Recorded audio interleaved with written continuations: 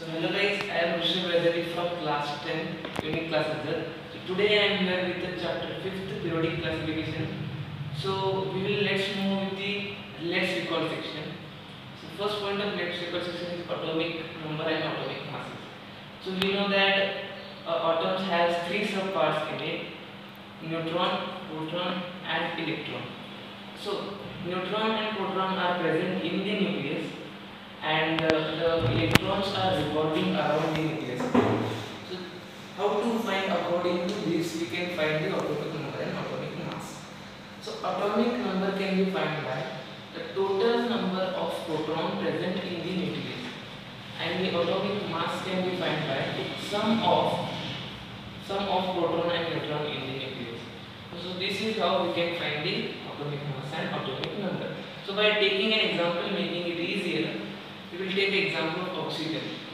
Oxygen has as we all know, oxygen has an atomic number of 8.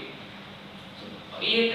So number of proton in it is 8, and we know that proton is equal to atomic number. So sum of proton and neutron, 8 plus 8, 16. So atomic mass of oxygen is 16. So now let's move to next point, that is electronical configuration. So around the atoms, the electron revolve in a particular manner or a level, we call it as shell. So there are 4 shells, K and Mn, and a K shell consists of 2 electrons, maximum 2 electrons, and except the K shell, all other shells are consist of maximum 8 electrons. So for making it also another time easier, we will take example of chlorine. So electronical configuration of chlorine. So we know the atomic number is 70. So K shell consists of maximum 2 electrons, and then L has maximum 8, and M also has 8, but we have left out only 7 electrons.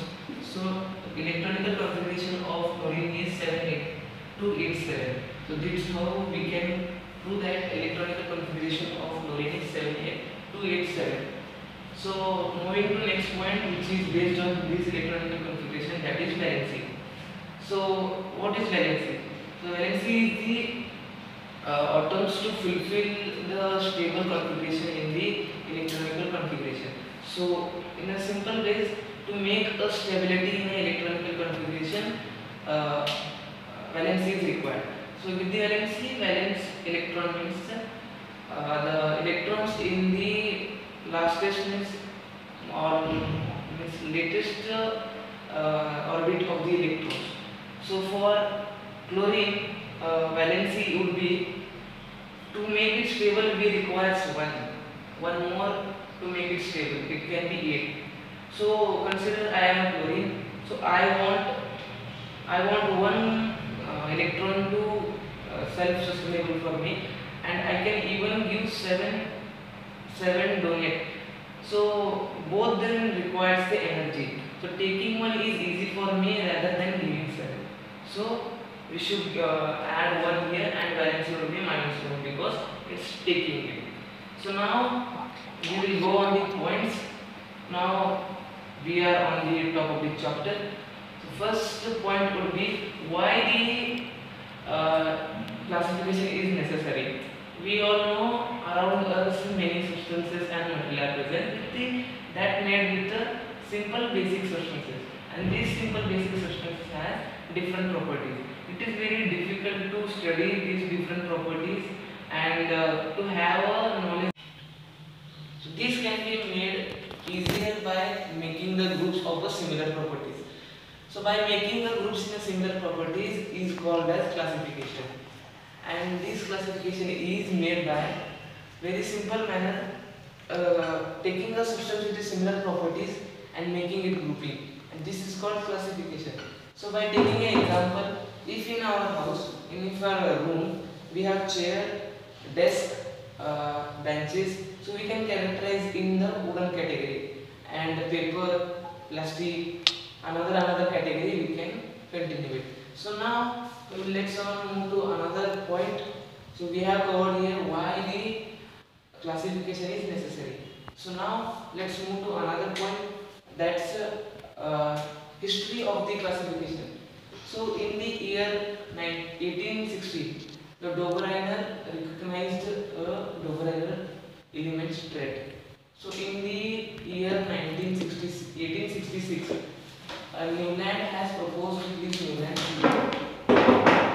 In the year 1869, the Mendeleev has given the Mendeleev periodic table, and finally in the 1913, modern periodic table was given by Mosley.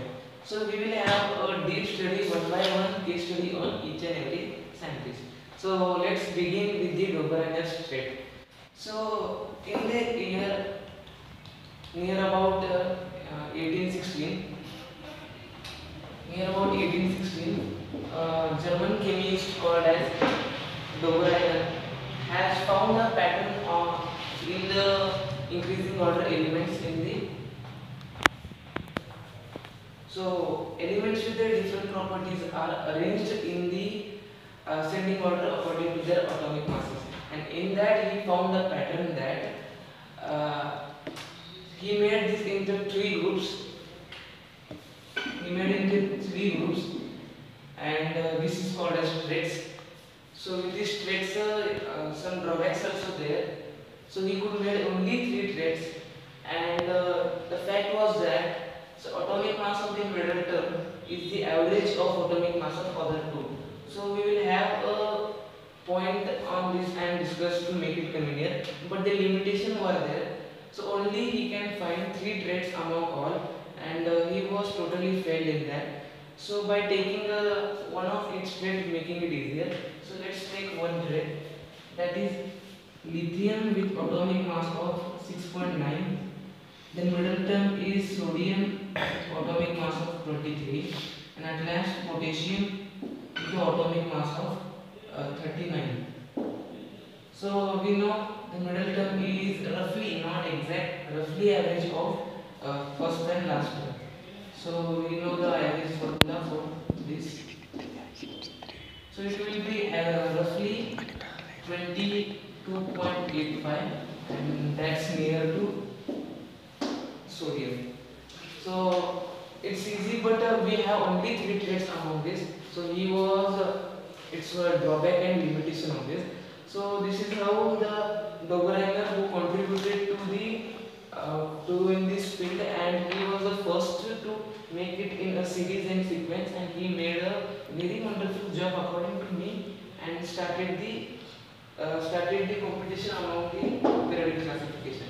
So let's move to the second scientist.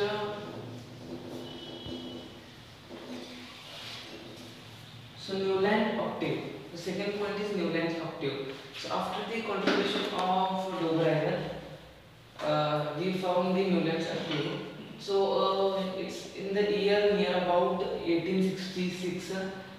Scientist Newland has found some variability and arranged in the increasing order with their atomic masses, and there he found that every eighth element has same property as the first element. So, and he also added that he also told that the atomic mass is not much different than the it's very different and easy to convenient to find their sequence. So he also find the sequence in his time 56 elements were known, and he had done everything in that. So his statement was every eighth element has similar property of the first element. So he also have many limitations than the Dobereiner. Let's see his limitations. So all the 56 elements were not following this law. Only till calcium it was working.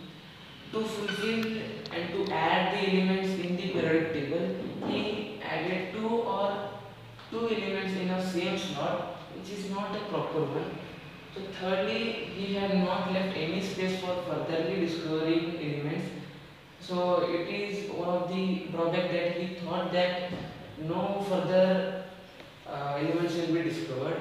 So fourth point would be he had not taken the elements in the way he should make.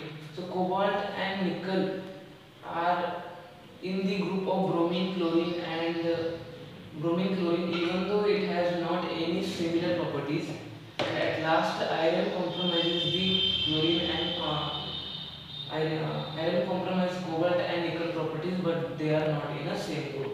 So here we have shown the limitations. What about Dobereiner's thing? Now we will make it easier by taking a Dobereiner's example also. So we know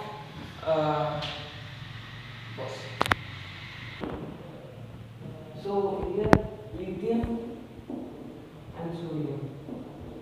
Sodium is the eighth element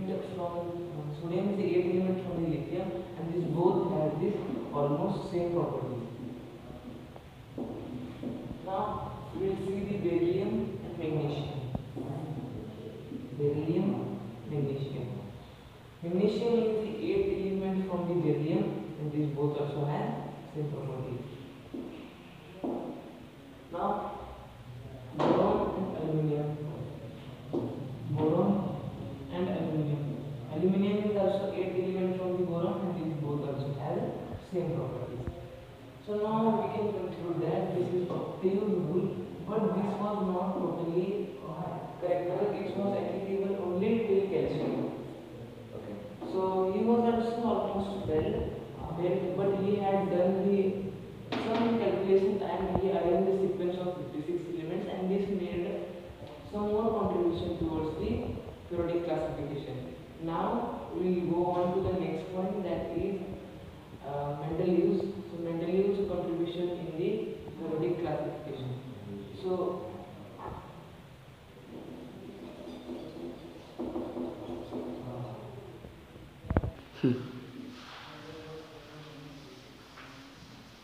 Mendeleev. After the contribution of Dobereiner and the Newland in the periodic classification, so Mendeleev was the after the Mendeleev, many scientists tried to find a relationship between the atomic masses and their properties.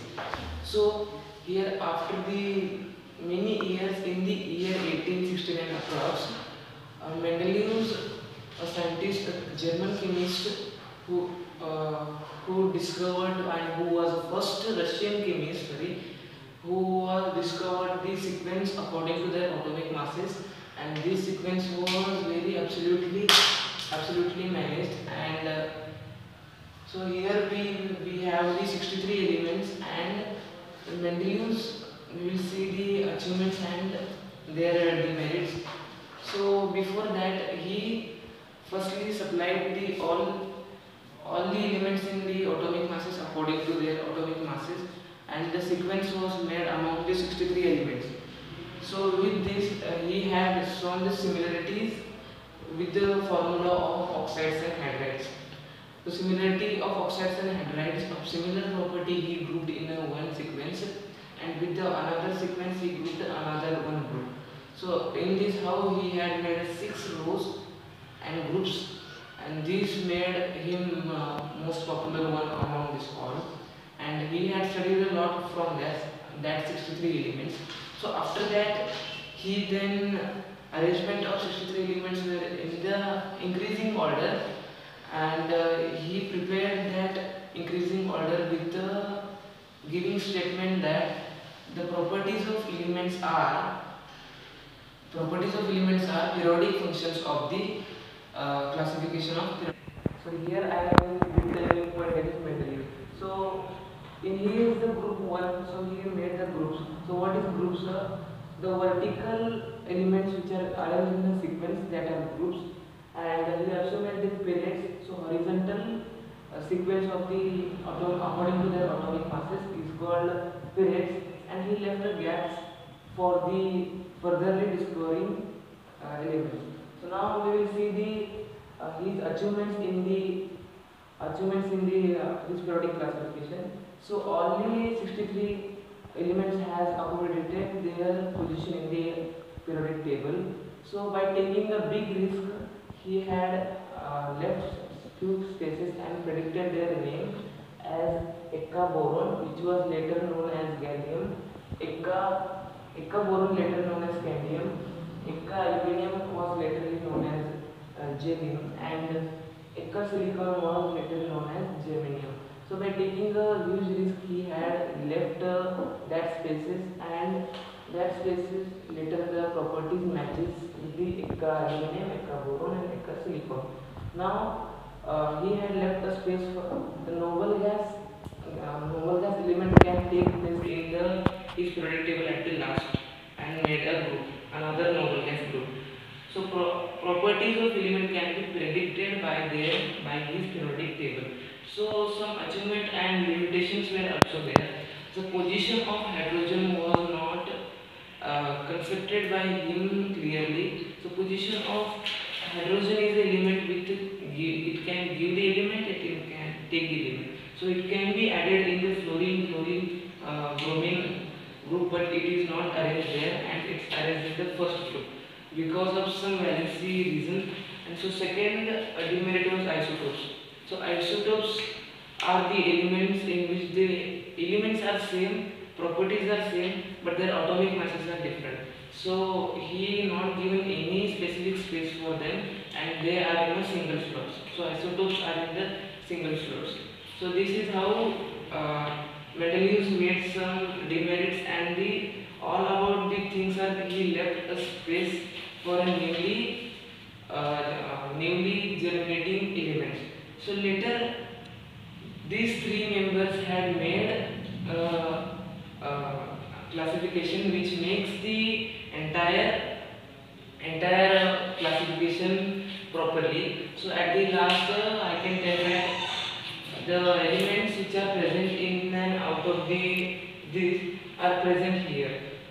So this made a study to elements and their compounds easy. So to study the properties and their compound easy, and at last to study and predict their compounds and their elements. So now here we will move to another point, that is modern periodic table. So I think it's the last point of our segment. So dealing with the modern periodic table is not the easy thing, and I have some mnemonics to tell you, and I had 60 elements out of 180. So here the Moseley overcame all the scientific problems, and he made a modern periodic table with the 180 elements, and some basic changes he had done.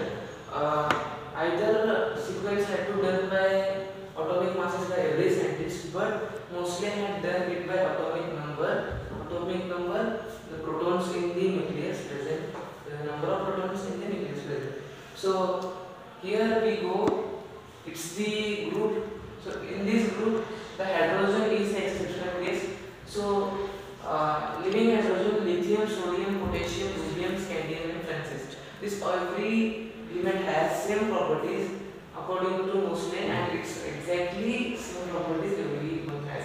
And their oxidation and hydroxide both have same property. So now next we are going to the another barium, magnesium, calcium, scandium, beryllium, and rubium. This every element have again same properties, but their oxidation and hydrides are different. So with this we can go on horizontal: lithium, barium, boron, carbon, hydrogen, oxygen, fluorine, neon. These are having atomic mass different with the sequence according to their atomic mass. So horizontal, and this is vertical. So we know this color, this almost pinkish color, is called as alkali metals. It's given here, and this almost pinkish and violet color given as alkali earth.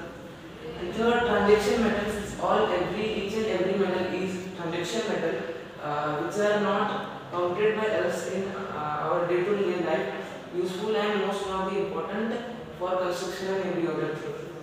So third one is elastic metal. So orange color parts given are the elastic metals. So next are semi-materials. Semi-materials are given in a greenish color. So these are the semi-material elements. So next are blue. Here the blue color is given by elimination method. So these are the elimination elements. So here are halogens. So yellow color parts are given as a halogens. So this fluorine, chlorine, bromine are halogens and one of the important elements.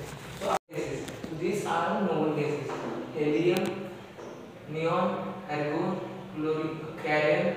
radiation, etc. So here at the last we see red color elements which are called as astrono elements, and these all elements are designed by Moseley, and many further scientists came and designed for this. So at last I want to tell that this topic is very interesting topic to study, and I even made easier by giving it seminar. So you can to study by detailed information from this video. I hope so you understand everything from this topic. Bye.